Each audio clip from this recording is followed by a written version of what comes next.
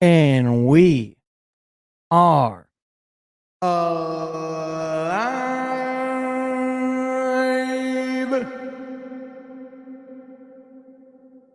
What up, though, ladies and gentlemen? Monty Williams is officially the head coach of the Detroit Pistons, has officially been welcomed inside the practice facility.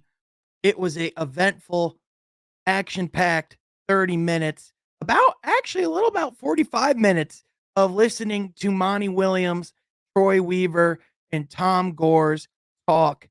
And we learned a lot about not only where Monty Williams' head is at, not only what Tom Gore's mindset was, but also what Troy Weaver's mindset was, specifically how much of a role he played in Monty Williams being in this position. We have a lot to talk about and more. But first, I'm a dumb and realized I didn't get anything to drink before I went live. I'll be right back.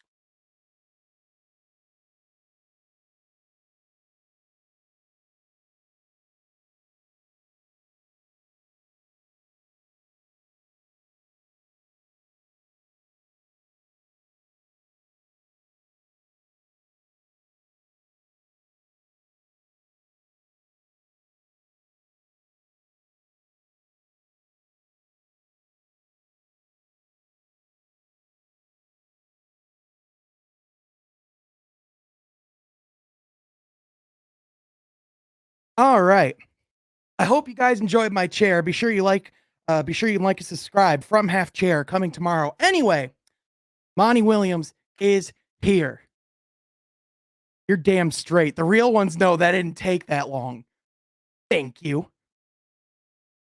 Doug, my cat, is over on that bed, laying down, being lazy, chilling out. But anyway, let's talk about that press conference, right? It was a great one. I agree. I agree wholeheartedly. Doug, don't worry. It's I can't show the label. It's aiding my power to get through. I can't really say what specifically it is because they haven't paid me. But let's talk about that press conference. Monty Williams is officially the head coach of the Detroit Pistons. First of all, the biggest surprise of the press conference, we figured that some players were going to be in attendance. But before we get into all that, the biggest surprise and the most pleasant surprise of the entire press conference was my guy Kool-Aid getting in one of his first questions. People have no idea the amount of work, sacrifice, tears, blood, sweat that goes into that moment that Kool-Aid has put in. I am so incredibly proud of him as a friend. I literally yelped when he got to ask that question to Monty Williams. By the way, one of the best questions of the press conference because we learned a lot from it. And we're going to talk about it because I loved what I was hearing. But man, like just the real ones know, man. Kool-Aid, I love him dearly. Just got to give him a shout out, where Pistons family represent. But anyway, Monty Williams. This guy, first of all, the biggest sense that you got is he was excited to be there. But he was also taken aback by the fact that just about the entire Pistons roster was in attendance for this press conference. Specifically, every single player except Bojan. And before it becomes a thing and people are like, oh, well, that means Bojan's going to be traded. He's not going to be here. Just about every single player from overseas goes back to their home after the season. So for Bojan to be at his home and not in attendance, I don't think it's anything to read into. But the fact that everybody else was there, the fact that guys like Corey Joseph, Rodney McGruder, Hamidou Diallo, RJ Hampton, James Wiseman, Marvin Bagley, guys that, we're not even entirely sure like what the overall like future ramifications are. Like everyone was there and made a point to be there.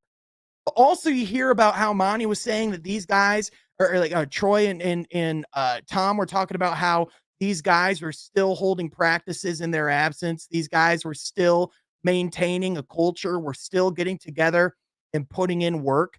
And the fact that, he talked about how on day one in Phoenix, Devin Booker looked at him and said, I'll do anything you need me to, coach. For all intents and purposes, he just had an entire team do that. So that's number one, as far as like things you love to see.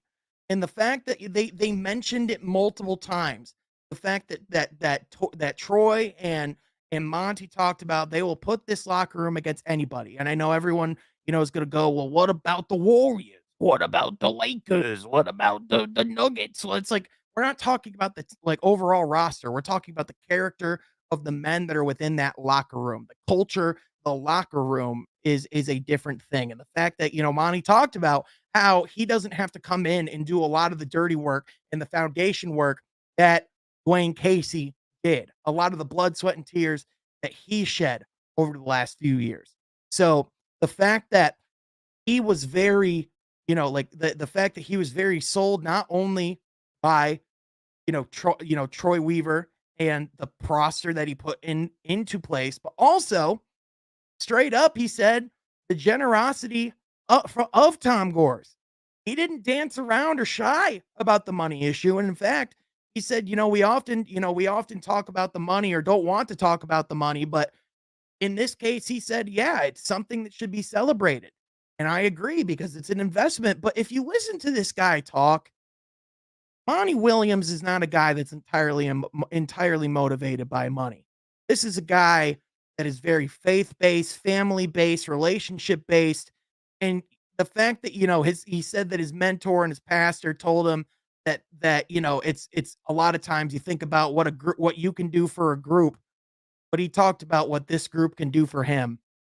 And that's exactly why I think this is a perfect situation for him. I understand that, and again, they reiterated it. Tom Gores and Troy Weaver said it themselves.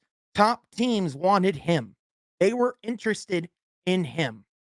But the fact that not only did we have the patience, empathy, the understanding, the human element of it, because I know people talk a lot about, like I saw this comment a lot of, oh, well, you don't need a mentor. You need an X's and O's guy.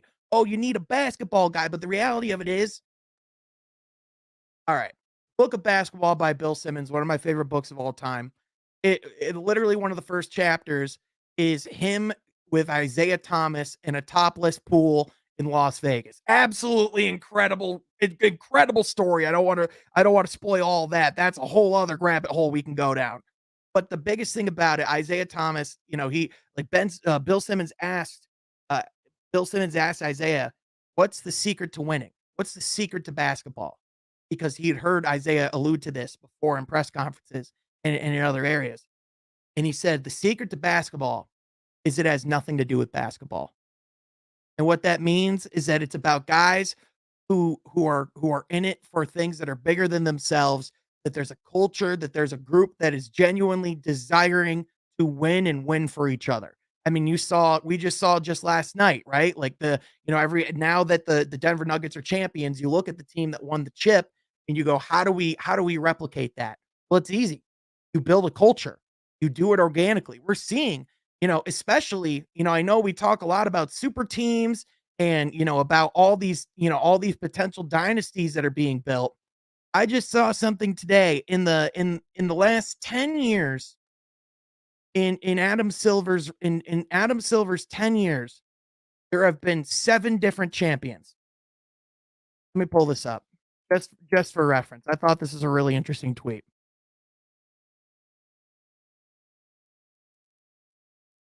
Adam Silver era has 7 different champions in 10 years.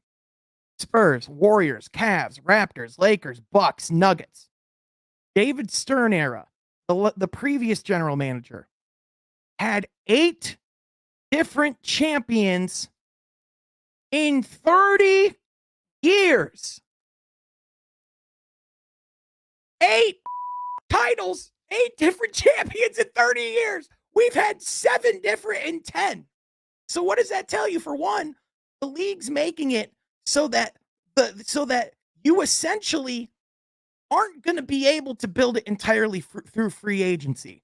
The days of guys just going and teaming up in the warm market, and that's that. Those days are over. In fact, Kevin Durant and the Phoenix Suns, the situation that Monty Williams just left, they're having to think about waiving Chris Paul right now because of the financial hell that they put themselves into.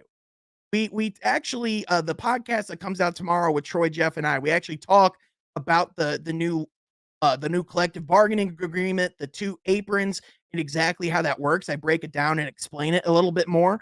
So that will be on the channel tomorrow. It's straying a little bit far from the point, but ultimately, you have to build it from the ground up. You have to build it organically to win in this league. And if you look at the situations around the league, I think this was one that was perfect, tailored perfect for Monty Williams.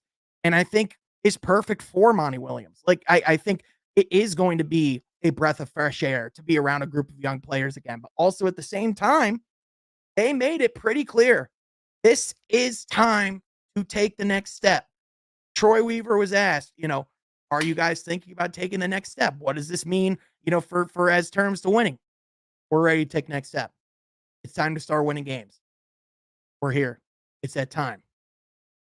So, and then the other piece as well, the human element that just speaks to why Monty is just a remarkable human being. I mean, his overall, which first of all, Doug, thank you for being vulnerable enough to share this in the chat, and congratulations on surviving, brother, and beating that fight. Beating that fight. But anyway, I survived cancer, so Monty had me at hello. Him talking about that story with his wife, being vulnerable about how the patience that Tom Gores and Troy Weaver displayed, that even though it might have been a painstaking process for the fans, and from the sounds of it, was a really difficult process for the organization because they felt the pressure to get this pick right. It was pretty clear. And Tom Gore said, it's not that we shouted, but we felt the pressure of how important it was to get this coaching candidate right.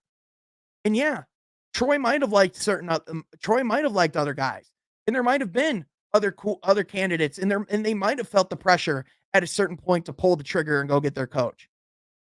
But they waited.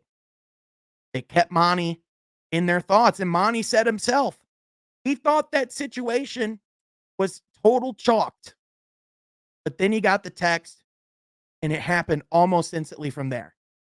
And by the way, Troy, Monty talking about how his belief in Troy, how special that relationship is to him, that partnership that they're going to have, and the belief that he has in Troy to be able to put those right pieces around him, that speaks volumes too. But also how clearly moved Monty was by the fact that almost the entire roster was there.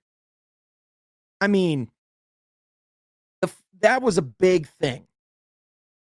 It's a big statement, and Monty said it himself. Not a lot of teams do that. I mean, we just saw a month ago the Houston Rockets. They only had one player in attendance. The Los Angeles Lakers, when they hired Darvin Ham, I think Russell Westbrook was the only player in attendance. When the Suns hired Frank Vogel, I'm not sure if they had anyone in attendance. I mean, the fact that they're like ready to go, like on command, in person, wanting to be there, but also putting in work, getting practice in with the new assistants, getting in and being in the facility. That's huge. This team has that camaraderie, that togetherness. I mean, when's the last time like you've seen a group like this in Detroit, this intentionally getting together in the offseason, this intentional on being, I mean, guys, Eugene Omoruyi was in the building. But guys like Eugene are making an effort to be there.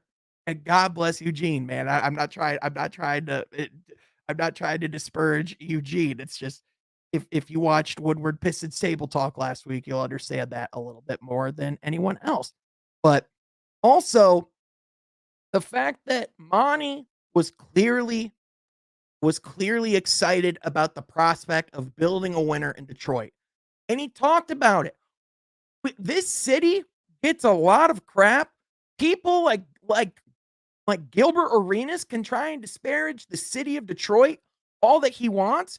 But unlike his Washington Wizards, the Detroit Pistons have tutelage, have history, are one of 8 franchises in the league that have 3 or more titles, that have 2 separate great teams in different eras that both won in their own unique ways. The fact that unlike other teams where they're actually rebuilding and having to put something together for the first time, the Detroit Pistons are merely restoring what they've done in the past. And that the fact that Monty Williams has bought into that vision so clearly is something that he is bought into, is something that he sees, but also the fact that he's talking to others throughout the league about how big of a deal this job is to him, how he wants to be known as being from Detroit. That doesn't sound like a guy that's half bought into me. Sean, did you notice that Jarrett Jack, Mark Bryant, and Dan Burke were all there already? Dang, they just got the job. That's what you love to see, man. And then the other thing as well, let's just get right to the question from our guy Kool-Aid himself. Because I thought this was one of the most interesting tidbits from the entire press conference. So Kool-Aid asked about Monty's relationship with Steven Silas. I want to see if I can find this, actually.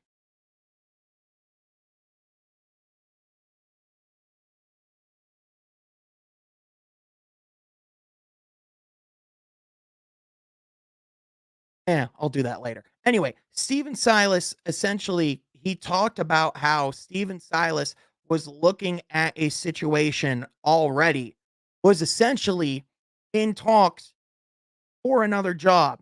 But then he reached out about the vision, about what they were trying to build in Detroit, the program that they wanted to build together. But also, he talked about the generosity of Tom Gores, the abilities of the organization. It clearly had an impact on him. And listen, he didn't say clearly which organization he was thinking about joining,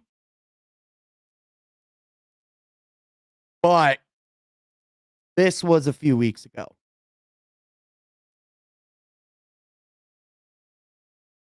You got this guy to leave a potential title contender? We don't know for sure. And it was the Boston Celtics. But if you're putting the pieces together, if you're going through the tea leaves and looking at reportings, we got Steven freaking Silas to get cold feet before becoming a high-paid head assistant in Boston and got him to go join Steven Silas and join Monty Williams instead. And so now you're looking at a potential coaching staff of Monty Williams, Steven Silas, Jarrett Jack, Mark Bryant, Dan Burke. You got Dwayne Casey in the front office. You have John Beeline as an advisor. I mean, the way this coaching staff is shaped up as well, and the fact that they're already there in person, getting in work with guys, the fact that they're clearly bought in, and by the way, Monty Williams is going to be one of those guys that's going to have a phenomenal coaching tree one day. So we're going to see assistants from our team in years ahead get interviewed for coaching positions, get hired as head coaches in other places. Something we haven't really seen in Detroit in a while, but I think we will under Monty Williams because that's the type of person he is. Which, by the way, one of his former assistants actually was introduced as the coach of the Toronto Raptors earlier today, Darko Kazakovic, I believe. Did I say that right? Did I do the thing? But anyway, it doesn't really matter. We're here to talk about Detroit, not Toronto. But man, the fact I mean, it's just so cool. Our guy Kool-Aid there in the building, man, got Earl with Earl the Twirl welcoming Coach Monty there in person. You absolutely love to see it. And the amount of people that came out and showed out. And by the way, another really interesting tidbit. Did you guys catch who Monty said the first person to text him was after he got the job?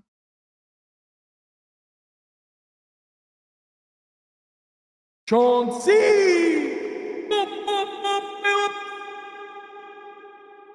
A guy who is already a head coach in another organization. Yes, still has that deep ties to the city of Detroit, to that Pistons organization.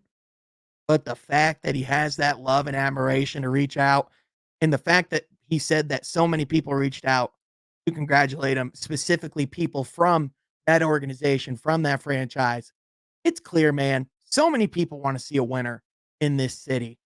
And the investment that they made to go and get this guy, I mean, if you needed to know why Monty Williams was the right guy for this job, just listen to him talk.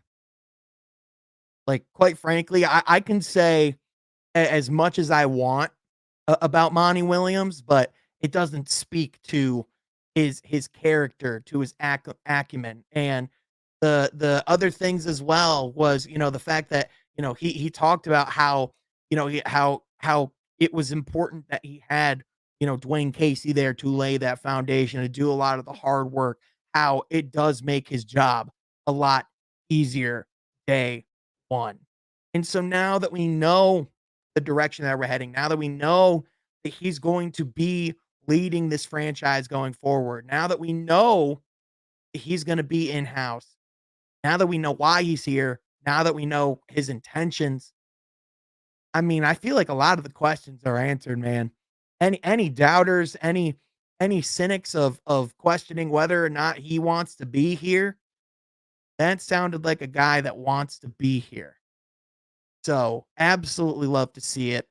I think this is a great day for the organization. And as far as, what types of moves they make and how aggressive they are going into next season, I think Troy really emphasized, a really important thing, that this team had a lot of injuries, that this team, was, seeing a lot of things. Ooh, I actually have, this is courtesy of Bally Sports on Twitter. They actually have Cade Cunningham's thoughts on Monty Williams being hired as the head coach. Let's give a listen. Actually make that decision, and Monty could make that decision. Let's welcome Cade Cunningham in here now for just a moment. How are you, sir? Good. Good to see you. Good to see you. Thanks for taking a moment. I appreciate it. Well, Hi, what Cade. was your reaction when you found out that Monty Williams is going to be your head coach? I thought it was best case scenario. Damn right, Couldn't have Cade. been happier. I thought it was, perfect person for us. And I was just excited for the team and for us to, be able to learn from him and take it to the next level. What have your initial interactions been like with him, and what have you liked about what you've heard from him so far? Yeah, they've been great. Even throughout the seasons, my first 2 years when he was with Phoenix, I ran into him in the tunnels and things and been able to talk to him. And I think I'm just excited about, his approach with his teams and how he's going to approach us. And I think, looking at his playbook and things like that, I think it's going to fit us really well. So I'm excited all around. I know my team is too, so it's gonna be good. I know you got to run. You don't have a lot of time, but Pistons fans are going to know how you doing, how you feeling, how's everything going. Feel amazing. Starting to feel back to full form. Feel like if it was a game, I'd be ready to compete in it. It's good. I still have a lot of time left this summer to continue to get better and continue to feel better. So, I'm just excited to get back out there. Yeah, we're glad to hear that, Cade. Thank you so much for taking the time. We'll talk to you soon. Appreciate it. Things you love to see. I mean, that's a guy, and you look at why they made that investment, why they were in position to make that investment. It's right there. I mean, with all due respect, Sean, but you have to understand how bad Detroit is as a city. I saw Gilbert Arenas, of course. If you want to know my thoughts on Gilbert Arenas, you can go check my Twitter profile. I made it very known what my thoughts are on Gilbert Arenas. Screw that guy. Anyway, no, I mean, whatever. But the fact that this guy is as locked in as he is, the fact, Cade smiling ear to ear, he said best case scenario. I mean, 100% best case scenario. And, he talked about, Monty, about how life-changing this is for his family, for, himself, about how much he recognizes this opportunity and how much he appreciates that he gets to work in this game.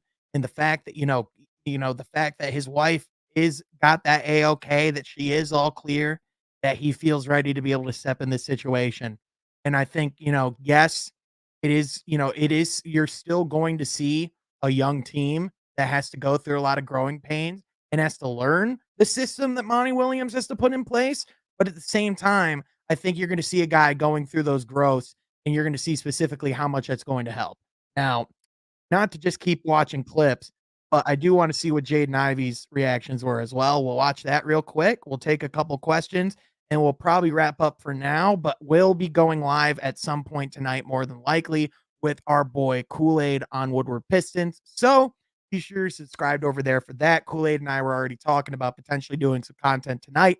So be on the lookout for another live stream later. But Jaden Ivey shared his thoughts on Monty Williams being the coach. This is courtesy of Bally Sports Detroit on Twitter. Let's hear what he has to say. Jaden, come on in, man. How you doing? We'll put you right here in the middle. So when you've talked with Monty and he's shared a little bit of his philosophy with you, what have you liked about what he's had to say?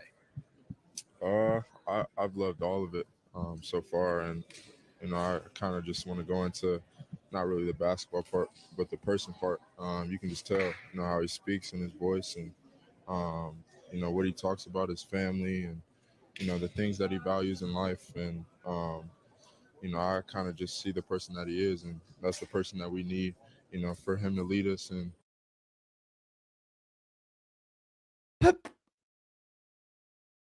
Becky, you crazy mother, man! My God, thank you so much. I mean, you're a madman, dude. My gosh, I appreciate you so much. That means the world. Thank you, man.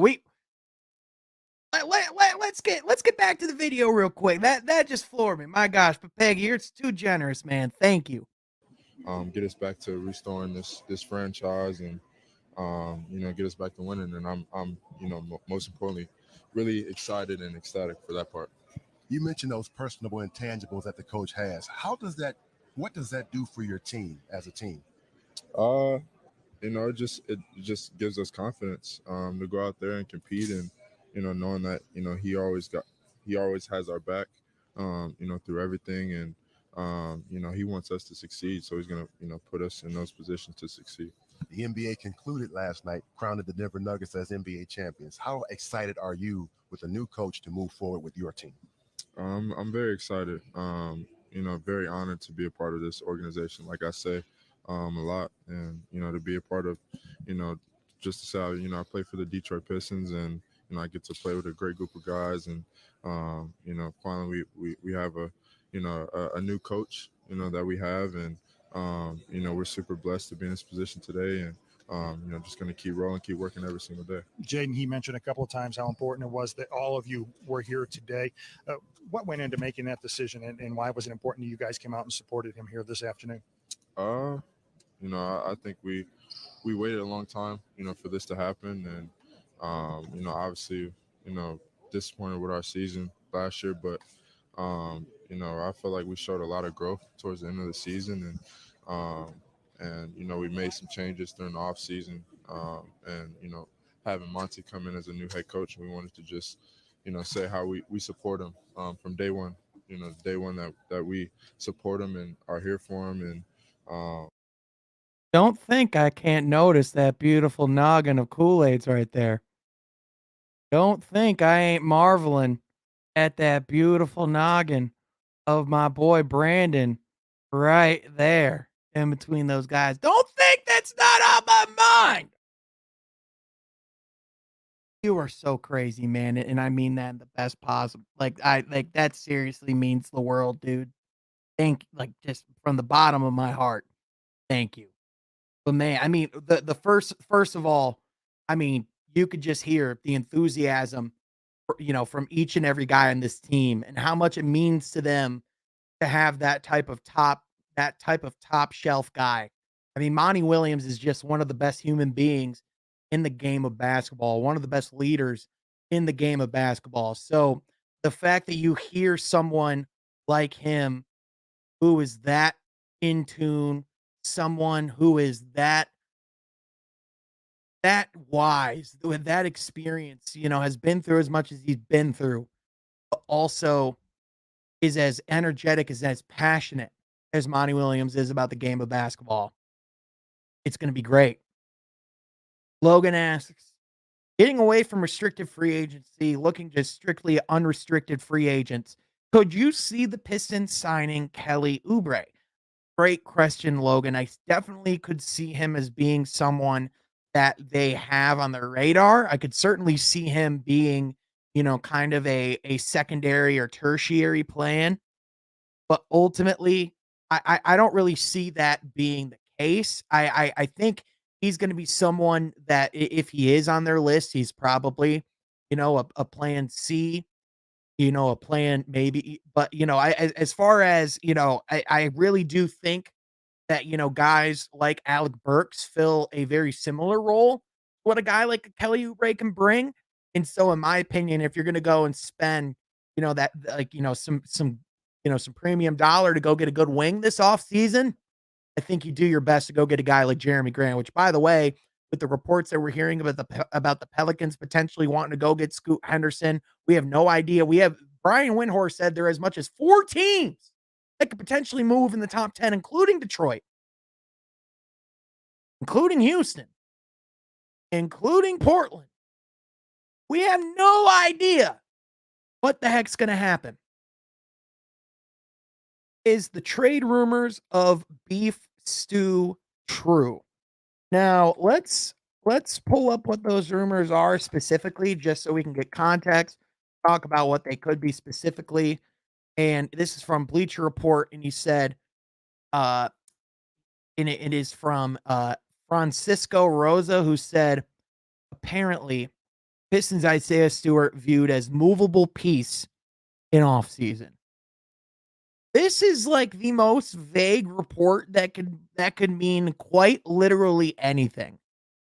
Like, what does that mean? Like, does that mean that I don't think the Pistons view him as a piece that they're moving. I'm sure executives around the league are looking at the logjam that the Pistons have in their front court, and I'm sure that they're seeing that, I'm sure they're looking at guys like Isaiah Stewart as someone they would want to trade for. I'm sure GMs are discussing him as someone who they could consider as movable. And I mean, sure, if Detroit is going to go make a big move or is going to, go and position themselves or do something with that pick that we don't know about or as some plan, I suppose there's a reality where Isaiah Stewart could be in that deal. But I think ultimately, if you know Troy, if you know this organization, what they're building towards, if you've listened to Troy Weaver and you talk about, you put that locker room against anybody, I think one of the hearts and souls of that locker room is Isaiah Stewart. And so I just have a hard time, as of right now, seeing him not being there. Was wondering, was Hamidou Diallo there? Yes, he was. In fact, I got a funny photo from Omari Sankofa with Hamidou Diallo where I kind of zoomed in, and if you look at the photo at a certain angle, it kind of looks like he's staring at Kool-Aid. So I sent a picture to Kool-Aid earlier, kind of like right before the press conference. And I said, get someone who looks at you the way Hami looks at Kool-Aid. You know what I'm saying? I thought it was great. He's right there, man. We got Rodney Magruder there as well. Isaiah Livers, by the way, like about a third to a half of the roster was there in the SATA merch. I mean, that's fire. I mean, you have to. I mean, shout out. I mean, if they want to send me a free merch drop, I wouldn't say no. Just throwing that out there. But man, just absolutely something that that you love to see. Overall, I mean, this is a great day for the organization. Great move. I mean, someone that you can have, and hey, I mean, just if you want to have more content, go more things to watch. There's even more interviews. Looks like, Bally Sports got to spend a little more time with Monty. I'm going to go watch that clip myself, or, if actually, you know what? Screw it. It's 4 minutes. Let's just watch it together and react to it. We got more Monty content. I don't have anything else going on. I kind of like sitting here and watching clips and reacting to them. So let's do it. If it's going to load, I have fiber optic internet. Why in the are you doing this? Play now. Do it. Play.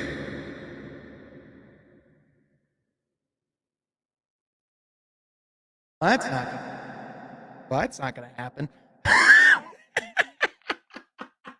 That eye is tripping me out. Sorry, man. I can't really control it. I'm gonna level with you. But man, overall, not much more to say other than thank you all so much for tuning in, and thank you to everyone for being here. Gosh, I mean, dude, this is crazy. Thank you so much for all the donations and for all the support from everyone here in the chat, the people that are here all the time. I genuinely, I'm really thankful for you all, for real. This community has really helped get me through a lot of hard times myself. So seriously, I'm genuinely as appreciative as some of you, say that you are. Believe me, I'm more appreciative and then some. So seriously, man, I'm grateful. Thank you all so much for tuning in. Be sure you like this video, subscribe to the channel. Don't you worry, you'll see Jeff's beautiful face right here on the channel tomorrow when the podcast drops.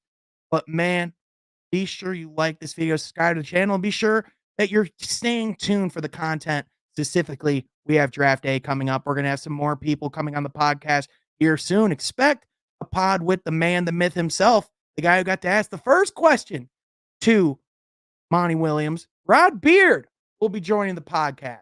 So looking forward to that. I feel like I feel like I need to stop going live. I feel like I need to hit the end broadcast button before Jones gives me his bank account. I'm like, dude, this you're too generous. My gosh. I love you, but man. Anyway, y'all, thank you so much. I love y'all. Thank you for tuning in.